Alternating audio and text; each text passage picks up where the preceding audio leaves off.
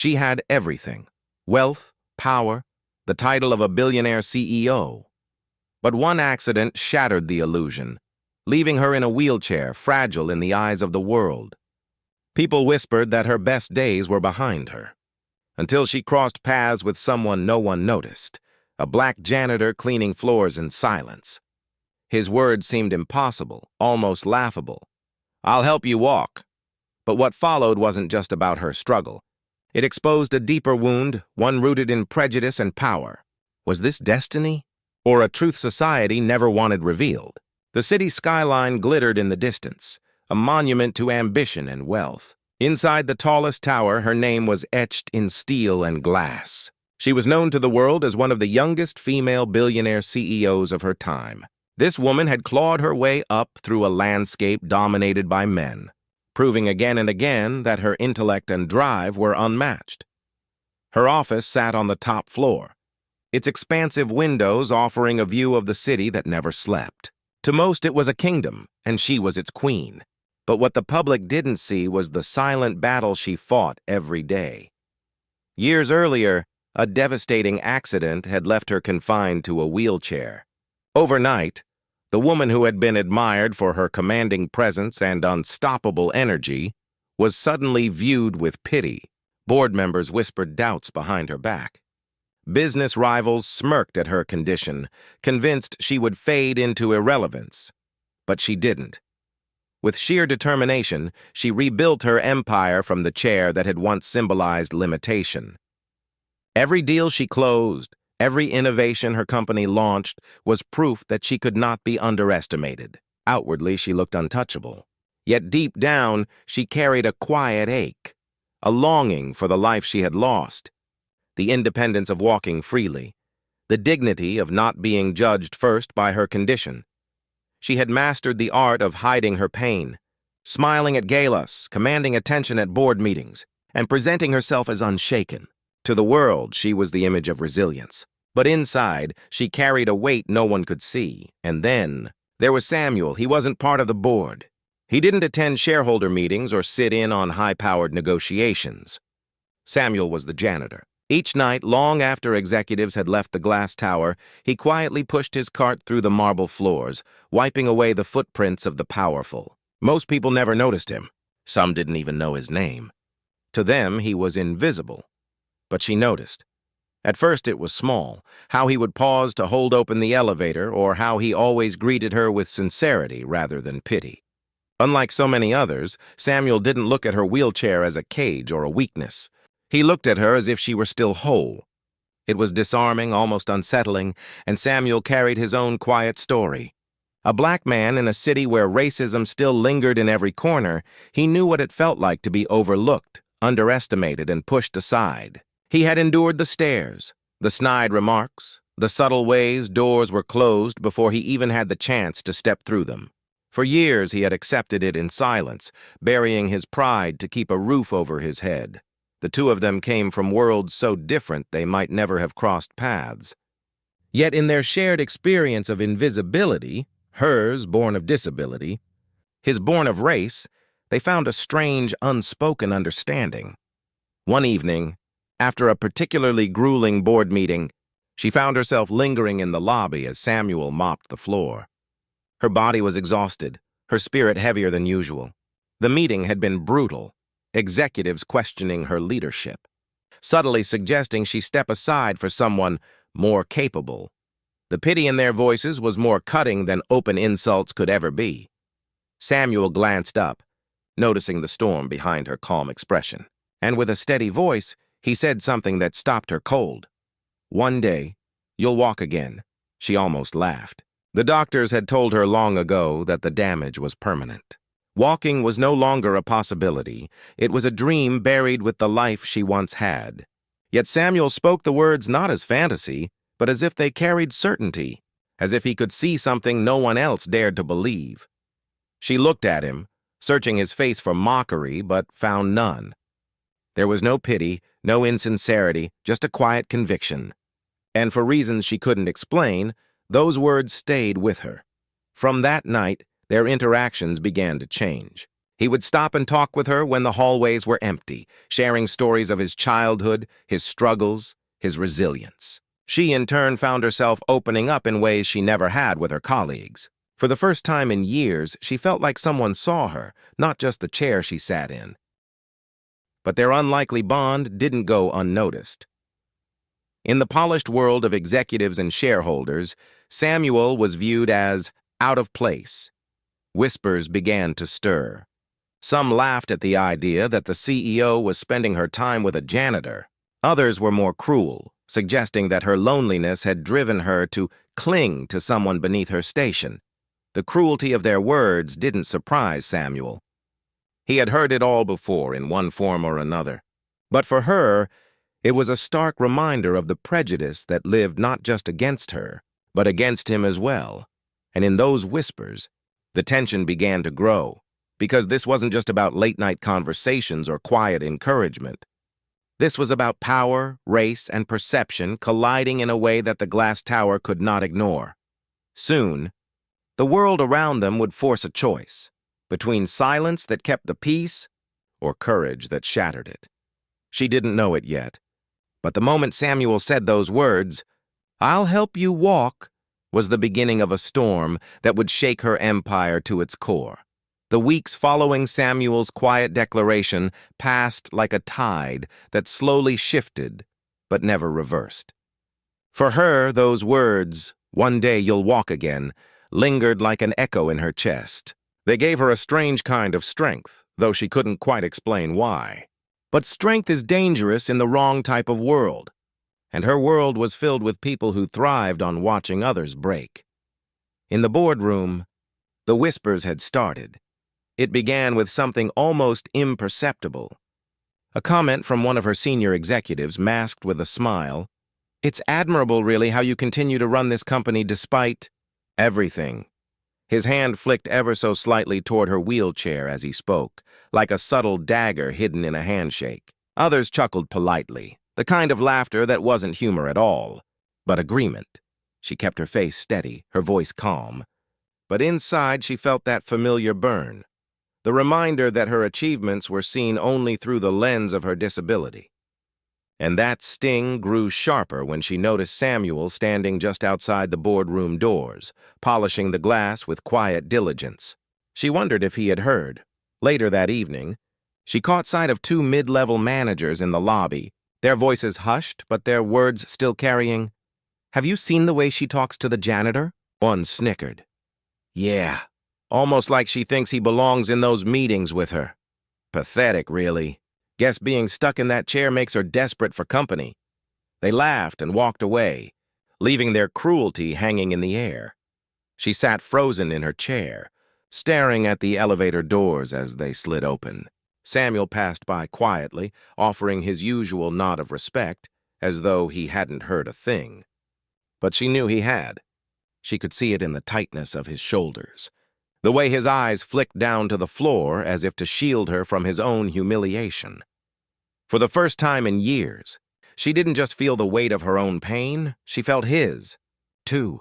The whispers spread like wildfire, feeding on prejudice and arrogance. At staff dinners, she caught fragments of mocking conversations. Imagine running an empire and still needing a janitor to prop you up. At charity events, donors looked at her with pitying smiles, whispering behind crystal glasses of wine, "It's a shame." She was brilliant once, but the most cutting remarks came not in words, but in glances. The way executives looked at Samuel when he entered a room, like he was dirt tracked in from the street, like he was an intruder. The way their eyes slid past him as though he didn't exist, or worse, as though he shouldn't.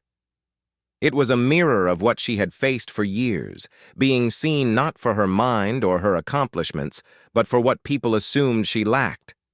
And now she watched it unfold in Samuel's life, amplified by the color of his skin and the uniform he wore. One evening, after a particularly hostile board meeting, she lingered by the window of her office, staring out at the glowing city. Samuel entered quietly to empty the trash, his presence so steady it was almost comforting. "Rough night?" he asked, his tone calm but knowing. She gave a humorless laugh. "You could say that." Samuel nodded, not pressing further. just letting the silence stretch. And in that silence, she realized something.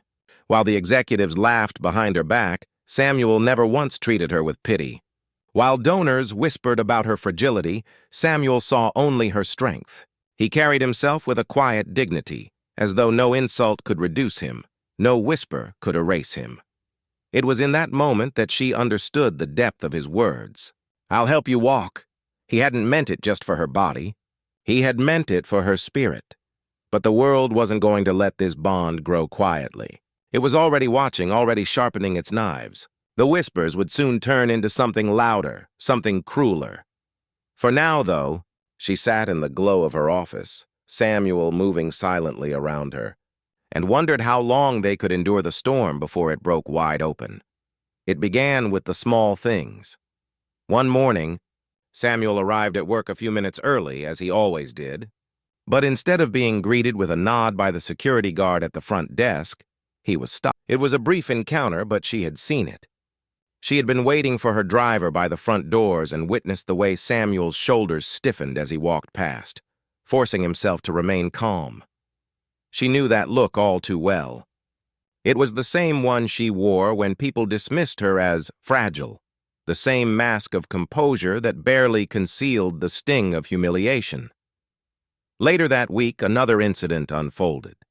Samuel had been called to clean a spill outside one of the executive offices. As he worked, a pair of junior managers walked by, laughing loudly. "Careful," one of them sneered. "Don't leave streaks. Wouldn't want the floor to look like him," the other smirked. "He should be grateful he's even allowed up here." Their laughter echoed down the hall.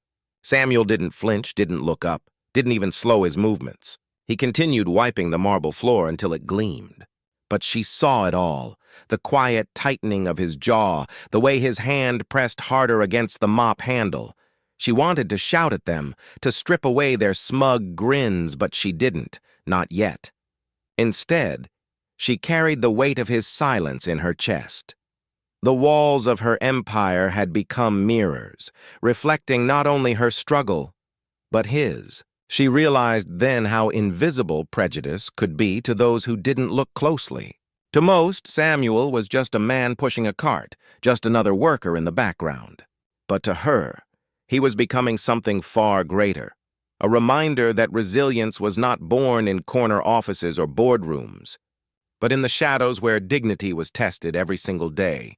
And still, the pressure mounted. At a charity gala one evening, she rolled through the entrance dressed in her finest gown, cameras flashing around her. She was used to the pitying looks by now, the way journalists wrote about her bravery, as if her existence was a performance. But that night, she overheard something that cut deeper. "She's finished," a voice whispered behind her. "First the wheelchair, now she's surrounding herself with people like that janitor." "It's embarrassing," the words sliced through her composure. Not only was her own disability weaponized against her, but Samuel's very presence was being twisted into a liability.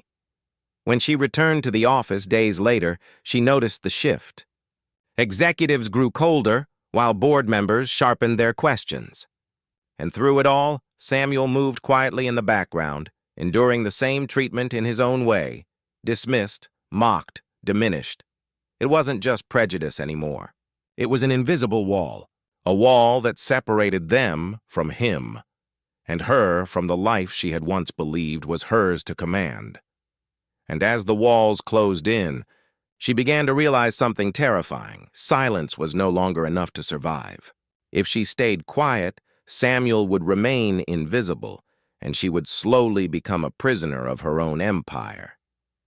That night, as the tower emptied and the lights dimmed, she found herself watching Samuel again. He was kneeling to polish the marble floors, his reflection shimmering back at him, distorted by the wax. She wheeled closer, her voice softer than usual. "How do you do it?"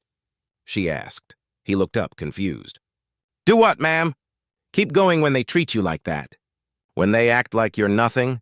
Samuel paused, leaning on the mop handle. His eyes, steady and unshaken, met hers.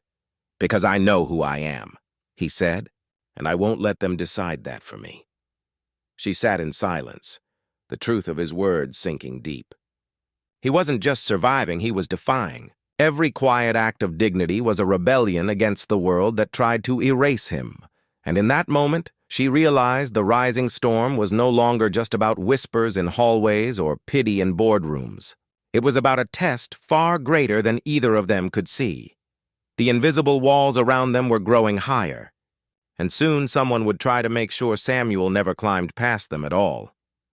The breaking point came quietly, almost unnoticeably at first, like a small crack in glass that suddenly spiderwebs across the whole pane. It was late one Thursday evening. The skyscraper nearly deserted when the trap was set. Samuel was finishing his rounds on the 28th floor. The offices were dark, their polished doors locked, their conference tables gleaming like cold rivers under the dim emergency lights. He moved with practiced precision, mop in hand, cart rattling softly behind him, but when he reached the executive lounge, a place he rarely touched, something was off. The door, usually secured, stood slightly ajar. Inside, a faint glow flickered from a desk lamp left on. He hesitated. He wasn't supposed to be in there. That was the space reserved for the company's most senior leaders, a place where whispered deals and private celebrations unfolded far above his pay grade. Still, duty was duty. He pushed the door open. At first glance, it seemed ordinary enough. Leather chairs, half-empty tumblers of expensive whiskey, the faint smell of cigars clinging to the air. But then Samuel noticed the drawer of the glass cabinet hanging open, and inside it, an envelope, thick, stuffed and stamped with the bank's crest. Money. He froze, his hands tightening on the mop handle. Someone had left it there deliberately in plain sight. Behind him, footsteps. "Caught you!" Samuel spun around. Two executives stood in the doorway, their faces half-shadowed, their smiles thin and venomous. "What are you doing here?" one of them demanded, his voice dripping with accusation. "Looks like you've been helping yourself." Samuel's mouth went dry. "No, sir. I was cleaning." The door was open. "Don't lie to us," the second man sneered. "We've heard the rumors. People like you. It's always the same story." The words hit harder than any accusation. "People like you. Not just poor, not just a janitor, but black." He tried to speak, to defend himself, but he knew it was true. He could see it in their eyes. This wasn't a misunderstanding. This was a trap. And then, before he could react, one of them reached for his phone. "We'll call security. Let's see how you explain this when the cameras arrive." Samuel's pulse thundered in his ears. His life, his job, his reputation, his dignity was about to be torn apart in seconds, all because someone had decided his skin and his silence made him an easy scapegoat. But he wasn't alone. From the hallway came the sound of wheels on polished marble. She appeared, framed in the doorway like a shadow cutting through the darkness. Her eyes darted from Samuel to the envelope to the smirks on their faces. "What's happening here?" she asked sharply. The executive shifted uncomfortably. They hadn't expected a witness, much less her. "This man," one of them began, "was caught stealing." Samuel shook his head. "That's not true. I just walked in." She raised a hand, silencing him gently, then turned back to the men. "Stealing?" Her voice carried an icy edge. "Or was he simply doing his job while you two set the stage?" The tension thickened. One of the men laughed nervously. "You don't understand." "No," she cut in, her voice low but unyielding. "I understand perfectly." For the first time, they faltered. She had never spoken like this before. Not in meetings, not in boardrooms, not anywhere. She had always kept her defiance locked deep inside, hidden behind polite nods and measured smiles. But tonight, the fire had broken free. Still, the danger wasn't over. "Do you really want to put your credibility on the line for him?" one executive whispered, his tone slithering with contempt. The unspoken threat hung heavy in the air. If she defended Samuel, she would risk everything: her fragile standing in the company, her crumbling influence, her already scrutinized reputation. Silence stretched between them. Samuel's heart pounded, waiting for her choice. She looked at him, saw the weight in his shoulders, the years of quiet endurance etched into his face.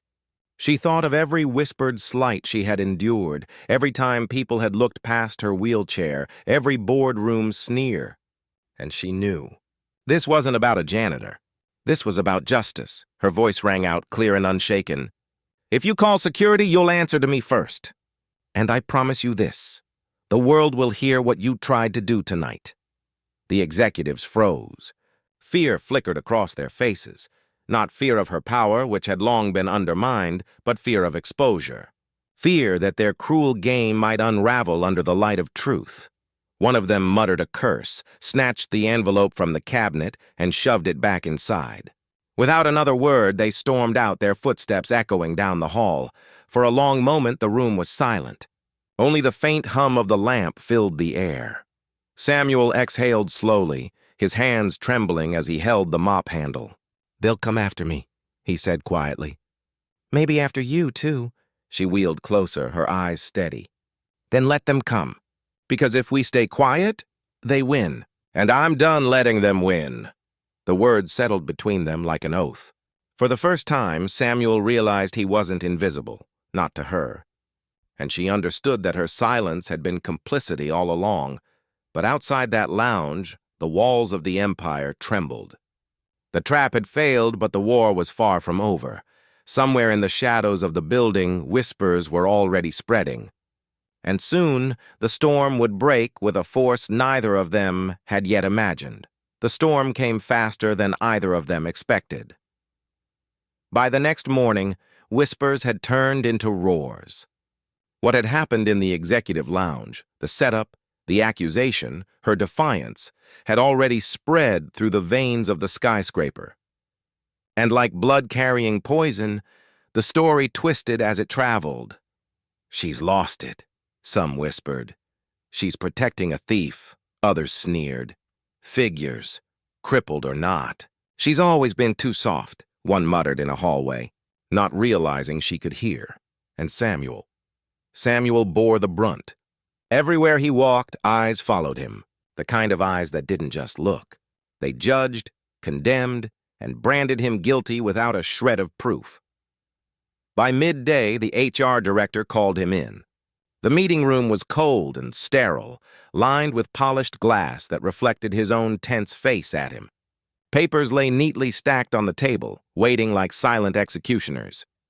"We've had complaints," the director said flatly. "Complaints?" Samuel asked, his voice barely steady. "Allegations of misconduct, stealing, breaking protocol, making senior staff uncomfortable." The words fell like blows, each accusation heavier than the last, designed not to reveal truth but to bury it. Samuel's chest tightened. "That's not what happened."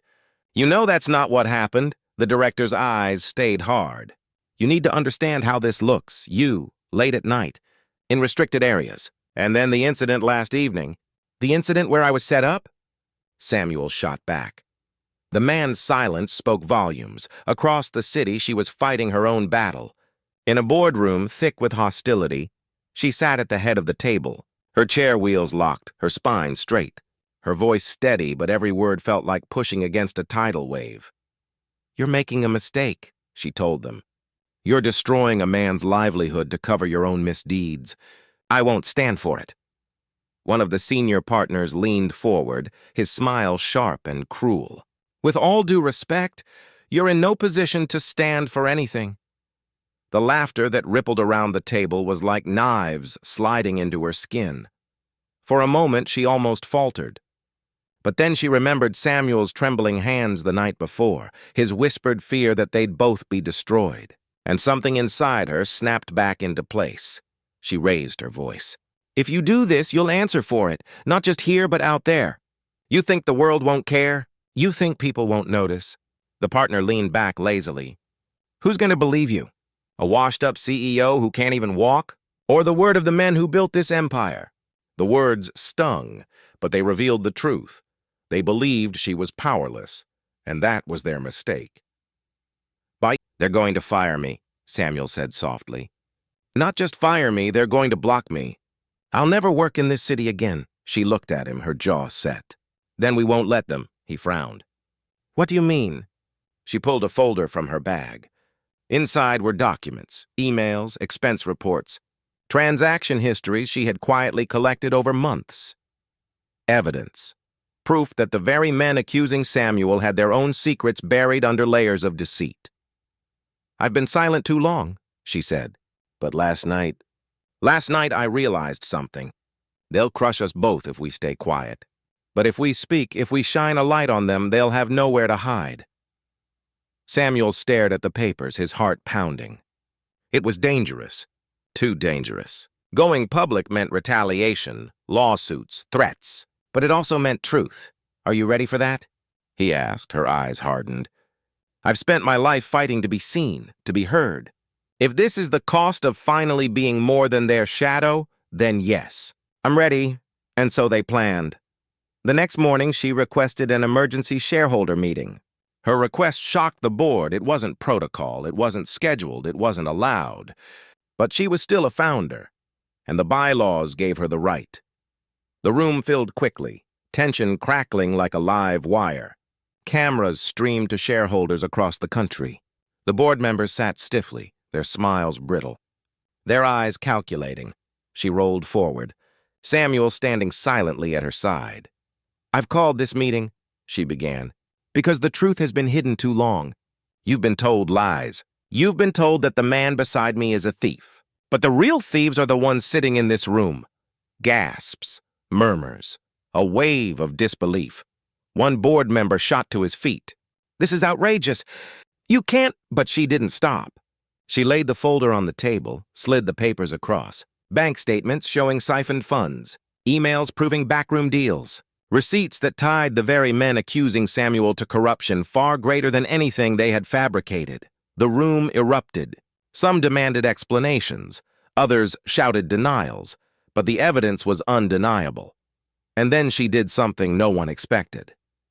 She gestured to Samuel. "This man," she said, her voice ringing, "has been treated as disposable, accused, humiliated, and nearly destroyed, not because of what he did, but because of who he is. Because it was easy.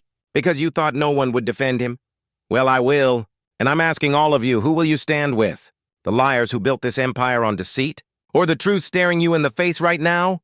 The silence that followed was suffocating. Samuel's heart raced. For the first time, he saw them falter, their power shaken, their control slipping. But he also saw danger. Men like this didn't lose quietly.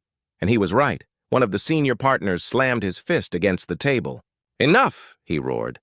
"This farce ends now!" In an instant, security stormed in. The boardroom turned into chaos.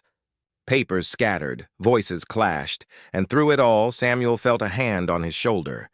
Her hand, steady, unshaken. "They'll try to silence us," she whispered. "But remember, truth has a way of breaking through no matter how hard they fight it." Security closed in. The board demanded her removal. Shareholders shouted over one another. The climax had arrived, raw and uncontainable. And in that storm of noise, one truth rang louder than all the rest. The fight wasn't just about one woman in a wheelchair or one black janitor. It was about every voice silenced by power, every life crushed under the weight of prejudice. And as they were escorted out, Samuel felt something strange. Not defeat, but defiance, because the battle wasn't over. It was only the beginning. The world outside those glass walls did not stay silent. News spread quickly, faster than whispers, faster than threats. A single leak from inside the company, a single set of documents released anonymously, and suddenly the story was everywhere. Headlines screamed of corruption, discrimination, and betrayal at the highest levels. The board had tried to bury them that day, to silence their voices and erase their defiance. But truth, once unchained, does not die quietly. For Samuel, the days that followed were a blur of fear and relief. He half expected to be arrested, fired on the spot, or blocked into oblivion. But instead, something unexpected happened. People started listening. Colleagues he barely knew whispered words of support. Strangers online demanded justice. The very city that had ignored him now repeated his name. He wasn't invisible anymore. And for her, the woman who had once been reduced to a wheelchair and whispers of pity, the fight carved a new path. The board stripped her of her title, yes. They pushed her out, yes. But they could not erase the image of her in that boardroom, refusing to bow. They could not erase the evidence she left behind.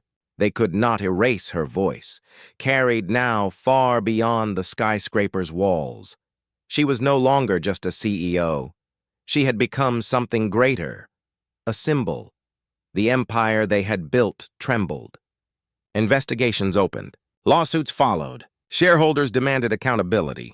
The men who had smirked in their power now scrambled to defend themselves under the harsh light of exposure. But this story wasn't about numbers or profits. It was about people. Samuel went back to his work, mop in hand, cart rattling down familiar halls. But he walked differently now, shoulders straighter, head higher. When people looked at him, it was no longer with the assumption of guilt, but with the awareness of truth. They saw him, really saw him, and she, though the skyscraper was no longer hers, didn't vanish into obscurity. Instead, she spoke. She wrote.